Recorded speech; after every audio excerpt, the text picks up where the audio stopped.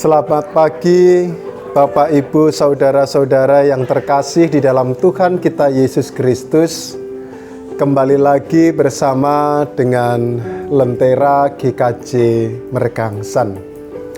Saat ini sebelum kita bersama-sama menerima firman Tuhan, kita akan mengambil saat hening sejenak, kita masuk di dalam doa. Syukur kami naikkan kepadamu Tuhan, bila mana pada kesempatan hari ini Engkau boleh menyertai kehidupan kami, sehingga kami dapat mengikuti Lentera GKJ Mergangsan dengan kondisi yang baik. Biarlah firman Tuhan yang Engkau tabur di pagi hari ini menjadi kekuatan untuk kami di dalam kami menjalani kehidupan kami hari lepas hari. Oleh karena itu, saat ini kami menyiapkan hati kami untuk menerima firman Tuhan. Hanya di dalam Kristus Yesus kami berdoa. Amin. Ibu, Bapak, dan saudara-saudara yang terkasih di dalam Tuhan kita Yesus Kristus, firman Tuhan pada kesempatan kali ini diambil dari Injil Matius pasal 16 ayatnya yang ke-22. Firman Tuhan mengatakan, tetapi Petrus menarik Yesus ke samping dan menegur dia, katanya, Tuhan, kiranya Allah menjauhkan hal itu. Hal itu sekali-kali takkan menimpa engkau. Saudara-saudara yang terkasih di dalam Tuhan, kalau kita melihat dalam konteks kebudayaan Jawa, banyak sekali filsafat yang bisa kita pelajari. Seperti dalam episode Lentera beberapa waktu lalu, saya membahas tentang ajining raga saka busana, ajining diri saka ing lati. Saat ini kita juga akan membahas lagi satu konsep filsafat Jawa terkait ungkapan kridaning ati ora bisa mbedah kutaning pesti. Mungkin bagi Bapak, Ibu, Saudara, ungkapan itu ada yang masih asing, tetapi juga ada yang sudah tidak asing.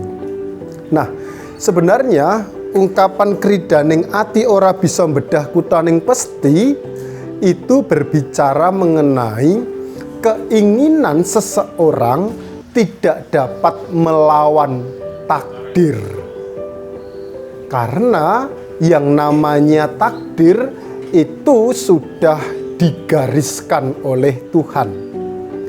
Dalam konsep Jawa, takdir manusia itu paling tidak ada 5. Pertama, pasti, yang kemudian diartikan dengan kematian.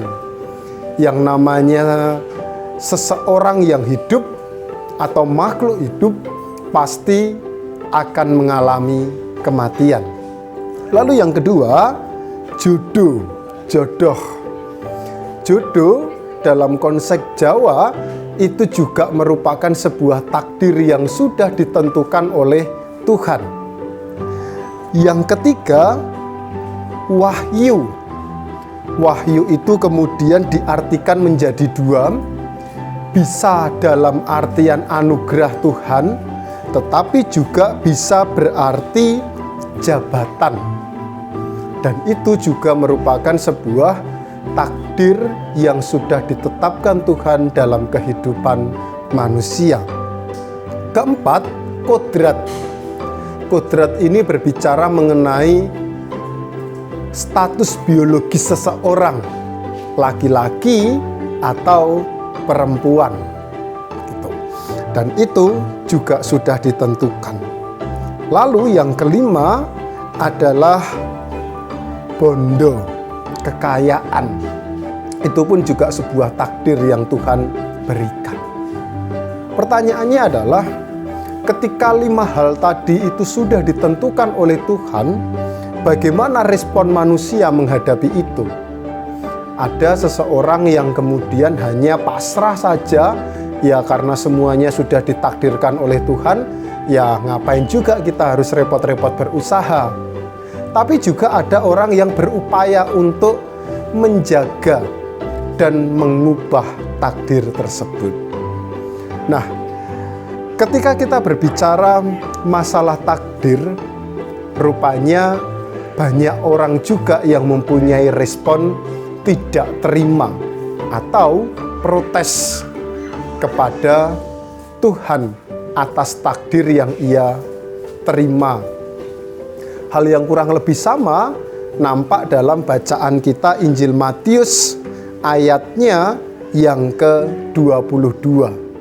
Di situ kita dapat melihat bagaimana respon Petrus menarik Yesus dan menegur Yesus. Tentunya apa yang dilakukan oleh Petrus itu bukan tanpa alasan. Karena ayat sebelumnya menceritakan tentang bagaimana Yesus mencoba untuk memberitahukan kepada murid-muridnya bahwa nantinya dia akan ke Yerusalem dan dianiaya, menderita oleh imam-imam sampai kepada ia mengalami kematian, disalibkan dan bangkit. Rupanya Petrus tidak melihat bahwa apa yang disampaikan oleh Yesus itu merupakan takdir yang harus dijalani oleh Kristus. Dengan tujuan ketika takdir itu dilakukan oleh Kristus, maka keselamatan akan dinyatakan dalam kehidupan manusia. Tetapi karena Petrus pada saat itu menolak, tidak mau guru yang ia kasihi itu mengalami kematian, dianiaya, maka ia kemudian protes. Karena tidak sepatutnya guru yang ia kasihi itu merasakan hal yang tidak semestinya.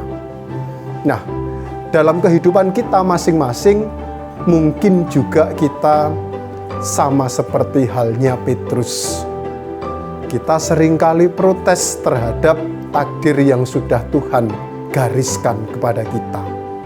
Tetapi kembali lagi ketika kita bersama-sama mau menghayati bahwa ketika kita berusaha untuk tetap mendekatkan diri pada Tuhan, maka apapun takdir kita, kita pasti akan dapat merasakannya itu dengan sukacita.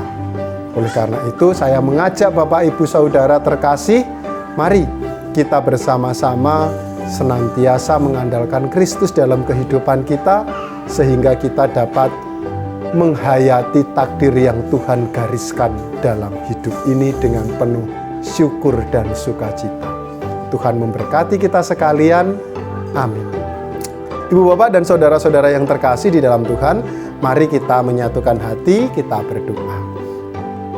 Syukur kami naikkan kepadamu Tuhan, bila mana pada saat ini Engkau boleh memberkati dan menyertai kami, sehingga kami dapat menerima firman-Mu. Dan kami meyakini bahwa ada takdir yang telah Tuhan gariskan dalam kehidupan kami. Ketika kami bersama-sama mengandalkan Engkau dan kami menerima bahwa Tuhan telah menggariskan takdir dalam kehidupan kami, disitulah kami akan dapat menjalani kehidupan ini dengan penuh sukacita dan menerima. Oleh karena itu, biarlah Roh-Mu yang kudus menyertai, sehingga setiap apa yang boleh kami jalani, semua dapat mendatangkan berkat dan kesukacitaan. Berkati Bapak Ibu Saudara yang mengikuti Lentera di GKJ Mergangsan, biarlah hanya kasih setia dan damai sejahtera Tuhan melimpah dalam kehidupannya. Sebentar kami akan menjalani aktivitas kami di hari ini, kiranya penyertaan Tuhan selalu menjadikan kami hidup dalam kelimpahan. Ini doa kami Tuhan, hanya di dalam Kristus Yesus kami berdoa dan bersyukur. Amin. Ibu bapak dan saudara-saudara yang terkasih di dalam Tuhan, tetap semangat menjalani takdir kehidupan, jangan patah semangat, dan kita harus selalu mengandalkan Tuhan agar takdir yang kita rasakan semua dapat menjadi berkat buat sesama. Semangat menjalani hari, Tuhan memberkati dan shalom.